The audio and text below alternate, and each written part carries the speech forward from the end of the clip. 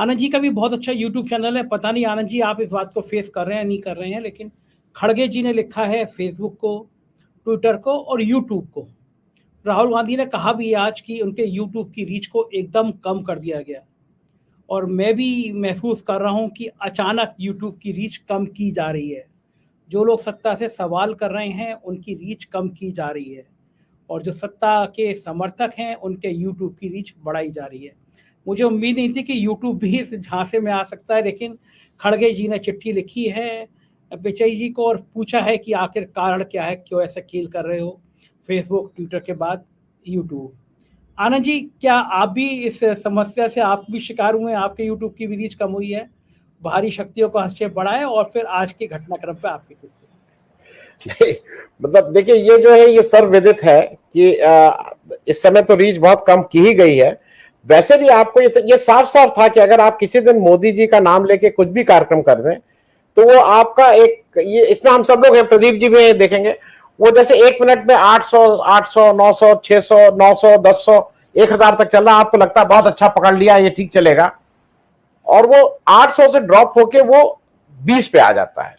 ये कोई भी दुनिया में ब्रेक भी लगता है तो ब्रेक होते होते वो एक टाइम लगता है उस ब्रेक को। स्पीड 100 से 10 नहीं होती है, स्पीड 100 से 90 80 60 वो जल्दी हो जाएगी, लेकिन ये जो ड्रॉप कराते हैं ये सर्वविदित है।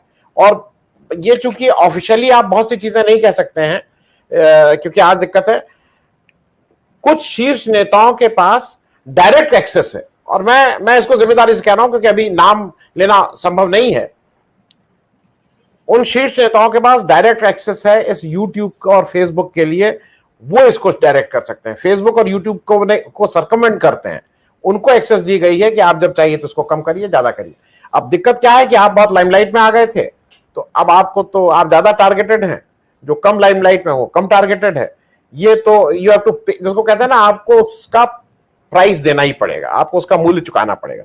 मैं एक दो चीजें और कह दूं, जो मजबूत सरकार की बात कर रहे थे, मैं उससे आनंद जी बिल्कुल सही कह रहे हैं। हम लोग जो डिबेट करते थे, आमतौर पे हम देखते थे कि हर बार, मतलब पिछले 6 महीनों में डिबेट हमेशा जब हो रही होती है तो 5000 6000 7000 लगातार लाइव रहते थे। अब मैं देख रहा हूँ पिछले 8 दिनों से वो लाइव की संख्या 1200-1300 पे अटक जा रही है आके।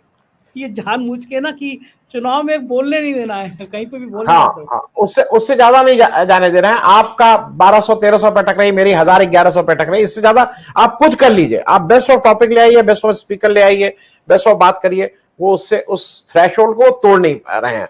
ठीक है, मतलब मुझे लगता है कि ये भी वक्त है, ये भी गुजर जाएगा, और जिसको सुनना है, जो वैसे हैं, उनको थोड़ा मेहनत भी करने दीजिए अगर उनको लगता है तो। पहले क्या होता था कि यूट्यूब पहुंचाता था उन तक, अब उनको शायद लेने आना होगा यहाँ तक, उनको आपको खोजना होगा और ढूंढना होगा।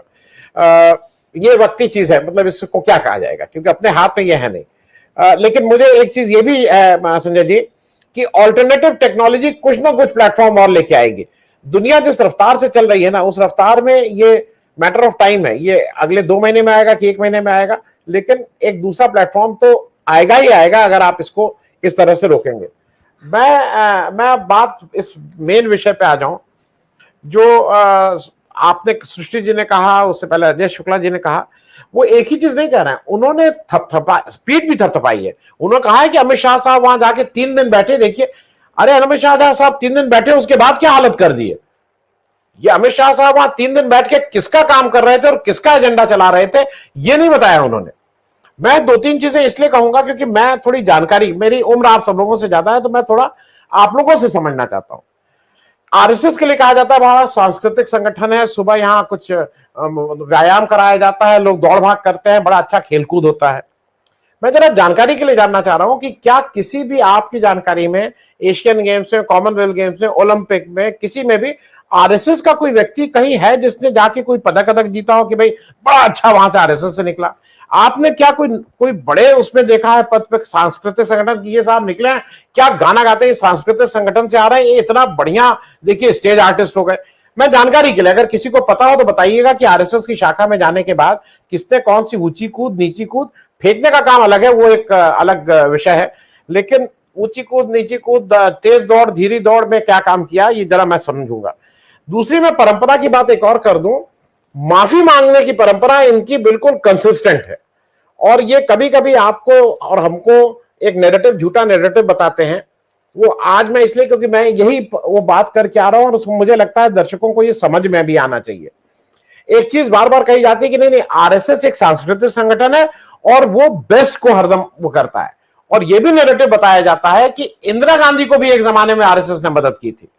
इंदिरा गांधी को आरएसएस ने मदद दी की थी, ये जानकारी के साथ विथ वो बता दूं, इमरजेंसी में जब इनके काका और नाना और चाचा को बंद किया गया था तो चिट्ठी लिख के माफी मांगने का काम किया था। और ये माफी कोई उनकी इंदिरा गांधी की इसलिए नहीं कहा था कि आप बहुत अच्छे हैं, डर के मारे माफी मांगी थी।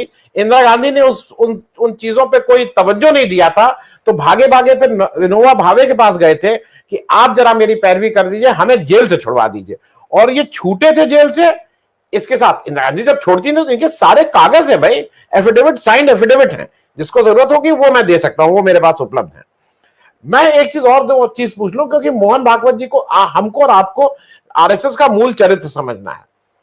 आरएसएस जब कोरोना का समय था, हम और आप सब उससे जूझ रहे थे। आरएसएस को आपने कितनी जगह देखा कि वो कुछ काम कर रहे हो? आरएसएस को आपने कितनी जगह देखा कि वो खाना बांट रहे हो? आरएसएस को आपने कितनी जगह देखा वो दवाई बांट रहे हो? मैंने कम से कम लखनऊ में गुरुद्वारे में ऑक्सीजन का वो जो क्या बोल रहे थे, ऑक्सीजन लंगर जरूर देखा। मैंने गुरुद्वारे में लंगर लगातार चलते हुए देखा। मैंने बहुत से लोगों को, मैं अपनी बात खुद नहीं कहूंगा कि वो कहना ठीक नहीं, मैंने बहुत से लोगों को, मैं कम से कम ऐसे 10-20 लोगों को जानता हूं जो अपने हिसाब से कुछ पूरी सब्जी खाना आना बनवाने कर रहे थे। मुझे आपको अगर नॉलेज हो आरएसएस की किस शाखा में सुबह सुबह ये होता था कि आज यहां खाना बट रहा है, मैं अपनी जानकारी के लिए मैं एक बात और कह दूं कि अब इनको एकदम से याद आई है कि जात पात को भुला दीजिए। कल बार बार कह रहे हैं कि जात पात भुला दीजिए, एकता करिए। क्यों जात पात भुला दीजिए? आपने जात पात भुलाई? आप अगर जिस दिन आप जात पात भुला देंगे उस दिन ये देश भी जात पात भुला देगा, क्योंकि कास्ट सेंसस आ रहा है, इसलिए आपको एकदम से याद आ गया कि नहीं नहीं जात पात भुला दीजिए। आप कास्ट सेंसस के डर से कह रहे हैं कि जात पात भुला दीजिए। मैं क्योंकि समय आपके यहां कम रहता है, मैं एक ही चीज और बता दूं। देखिए, ये नूरा कुश्ती है, मिली-जुली कुश्ती है। पक्ष भी मेरा, विपक्ष भी मेरा। पक्ष में अगर बीजेपी है तो विपक्ष दिखाओ कि आरएसएस है, तो उस पूरे स्पेस को इस तरह से मैनेज करो कि किसी तीसरे के लिए जगह ही न रह जाए। ये सोची समझी रणनीति है। मेरे एक किसी दर्शक ने एक बहुत अच्छी बात कही थी, मैं आपके यहां भी छोड़ के जा रहा हूं, जहां वो आप भी कहिए कि भाई आरएसएस को इतना है। सुनाक साहब अभी फिर से सुना है कि हिंदुस्तान आ रहे हैं, शायद मैचेस देखने, कुछ और करने। उनसे एक ही चीज कह दीजिए कि मोदी नाम के लोगों को छोड़ दीजिए, बाकी जो भगोड़े हमारे यहां से पैसा लेके भागे हैं उसमें से एक को तो भेज दीजिए, मोदी को छोड़ के। मोदी लोगों को वहीं रखिए भाई, वहां आराम से रहें, लेकिन क्योंकि मोदी को आराम से रहना भी चाहिए, लेकिन बाकी नॉन मोदीज को किसी एक को तो भेज दीजिए। विजय माल्या जी को भेज दीजिए, बहुत से लोग हैं, मेहुर भाई हैं, चौकसी भाई हैं, कौन कौन है, उसमें से एक को सुनाक साहब से कह दीजिए कि एक को यहां भेज दीजिए। हमसे इतने साइन करवाते हो, इतना कुछ इधर उधर करते हो, ये कोई वैसे है यहां से लेके देश का पैसा भागे, एक को भेज दीजिए। तब लगेगा कि नहीं, ये आरएसएस या बीजेपी की तरफ से एक जेन्युइन काम हो रहा है। मैं बाकी चीजें क्या रिपीट करूं, क्योंकि इनके जो प्रमुख राम माधव हैं वो किस तरह से अनिल अंबानी की फाइल को ले जाके 100 करोड़ रुपए की घूस की बात कर रहे थे, ये किस मोरालिटी की और किसकी बात करेंगे। ये सब वो लोग हैं जो आरएसएस के डिसीजन मेकिंग लेवल पे हैं। मैं अभी इतना ही, क्योंकि किसी और दिन इस पे फिर से बात की जाएगी, आज विषय शायद दूसरा है।